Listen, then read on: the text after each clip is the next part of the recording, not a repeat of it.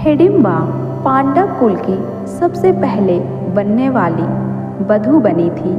लाक्षागृह यानी लाहा के बने घर को जब दुर्योधन एवं मामा शकुनी की योजना के अनुसार जलाया गया, तब पांचों पांडव अपनी माता कुंती सहित उसी भवन में थे। इन सभी की हत्या करने के लिए ऐसा किया गया था। अपने सामर्थ्य एवं दैविक कृपा से वो वहाँ से बच निकले और भेष बदल कर रहने लगे। इसी क्रम में वे एक जंगल में पहुँच गए। रात अंधेरी थी और जंगल घना था। जमीन पर बड़े बड़े झाड़ उगे थे, जिसके कारण चलना मुश्किल हो गया था। तब धर्मराज युधिष्ठिर ने भीम से उन सभी को ले जाने का अनुरोध किया। भीम ने अपनी शक्ति का परिचय देते हुए अपनी माता सहित अपने चारों भाइयों को उठाकर चलना प्रारंभ किया। जब वे वन में ऐसे स्थान पर पहुंच गए जहां धरती समतल और कोमल घासों से ढकी थी, तब वहां भीम ने सबको धरती पर उतारा और सब भाइयों ने मिलकर सोने के लिए व्यवस्था की। पांचों भाई बारी बारी जग कर अपने सोते हुए परिवार की रक्षा करते थे। इस बार भीम की बारी थी। वह जंगल अपने वृक्ष चट्टानों सहित काली शक्तियों के प्रभाव के कारण मायावी था, लेकिन एक शक्तिशाली एवं मायावी राक्षस हिडिंब का राज्य था। जंगल में आने वाला कोई भी मानव इस मायावी स्थान से निकल नहीं पाता था, अपितु राक्षसों का आहार बन जाता था। इन राक्षसों की प्राण शक्ति यानी सूंघने की शक्ति बड़ी तेज थी।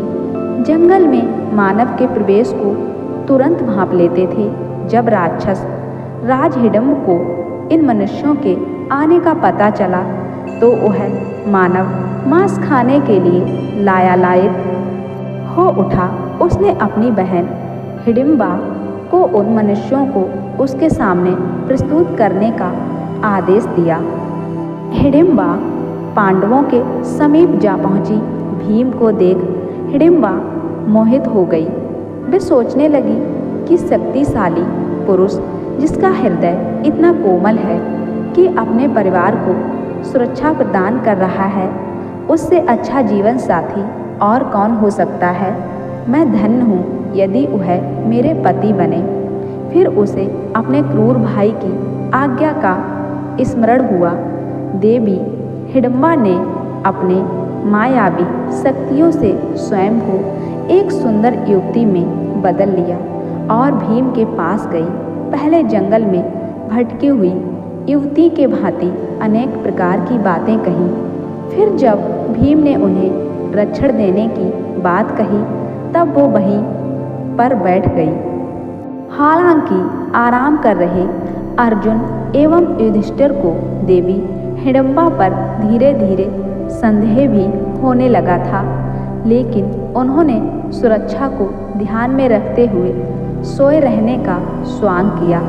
आसपास क्या हो रहा है, इस पर चुपचाप ध्यान दे रहे थे। इधर देवी हिडिंबा से भी यह सच छुप नहीं रहा था। तब उन्होंने भीम को बता दिया कि मुझे मेरे भाई राक्षस हिडिंब ने आप सभी को भ्रमित कर उस तक पहुंचाने के लिए प्रतिनियुक्ति किया है, परंतु आपको देखकर मैं आपसे प्रेम करने लगी हूँ। मैं आपसे विवाह करना चाहती हूँ। मैं आप सभी को यहाँ से बाहर निकलने का रास्ता बता देती हूँ। मेरा भाई हिडिंब बहुत ही पराक्रमी, मायावी और क्रूर है। उसके आने से पहले आप लोग सुरक्षित स्थान पर चलिए। भीम ने उत्तर देते हुए कहा, देवी मैं आपको नहीं जानता, लेकिन आपको इतना बता दूं कि हम पांचों भाई क्षमता में किसी से कम नहीं हैं। मैं वक्रतुंड किसी भी राक्षस को समाप्त करने में सक्षम हूँ, इसलिए मुझे इनकी निंदा भंग करने की आवश्यकता नहीं है। आप ध्यान से उन महान मनुष्य को देखिए, वे धर्मराज मेरे बड़े भाई हैं। उनकी अभी शादी नहीं हुई है। मैं अभी किस प्रकार विवाह कर सकता हूँ? चर्चा चल ही रही थी कि राक्षस राज हिडम्ब वहाँ पहुँच गया। अपनी बहन को ऐसे विभूषित देख वह क्रोध से भर गया। अपनी बहन और सभी पांडवों को मृत्यु दंड देने का निर्णय लिया। दूर से ही अपने भाई के घातक रूप को देखकर देवी हिंडवा भयभीत हो गई और भीम को अपने परिवार के लिए जगाकर सुरक्षित स्थान पर ले भागने को कहा। लेकिन वे कह भी किससे रही थी? महाबली भीम से, जिन्हें राक्षसों और जानवरों से लड़ना पसंद था। भीम ने हिंडवा से कहा, यह याचना अनुचित है। मैं पीठ दिखाकर भागने वालों में से नहीं हूँ, ना ही ऐसे राक्षस की उदंडता के लिए अपने परिवार की निद्रा भंग करूँगा। युधिष्ठिर एवं अर्जुन सतर्क हो गए। सब सुन रहे थे, लेकिन सोए मनुष्य की भांति स्थिर थे। भीम ने क्षण भर में हिडम्ब को पकड़कर घसीटते हुए दूर स्थान पर ले गए। यह देख युधिष्ठिर एवं अर्जुन उठने का स्वयं करने लगे। उन्हें जागता देख हिडम्बा ने विनम्रता से पांडवों को सब बताया। बाकी सब हिंडवा की बात सुन रहे थे, परंतु युधिष्ठिर एवं अर्जुन का पूरा ध्यान भीम पर था। अर्जुन ने भीम से चिल्लाकर कहा, भ्राता भीम, इस राक्षस का वध अति शीघ्र कीजिए। यह सुन भीम ने घातक प्रहार से हिडिंब की पीठ के टुकड़े टुकड़े कर दिए।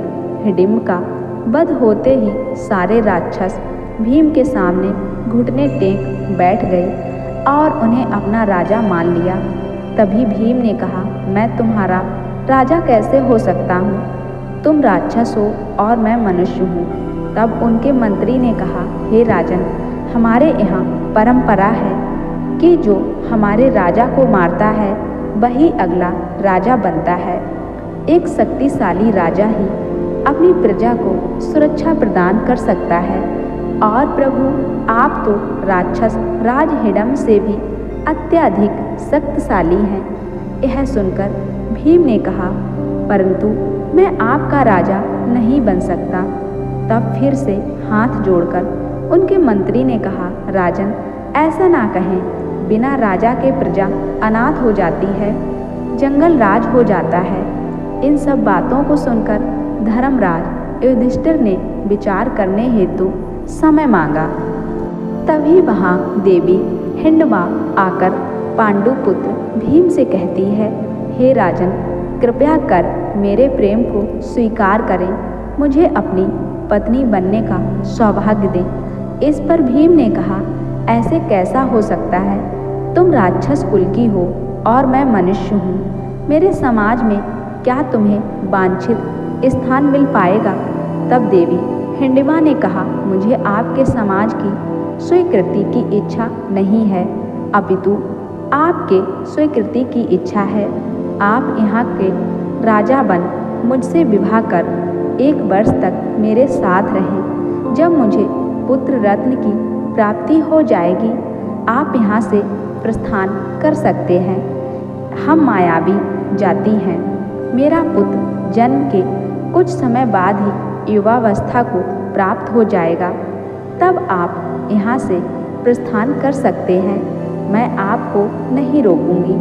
मेरे पुत्र के रूप में इस कबीले को उसका राजा मिल जाएगा। फिर रोते हुए माता कुंती के चरणों में गिरकर कहा, माता, एक स्त्री के प्रेम की पीड़ा तो आप ही समझ सकती हैं। मुझे अपनी पुत्र वधू स्वीकार कर लीजिए माता।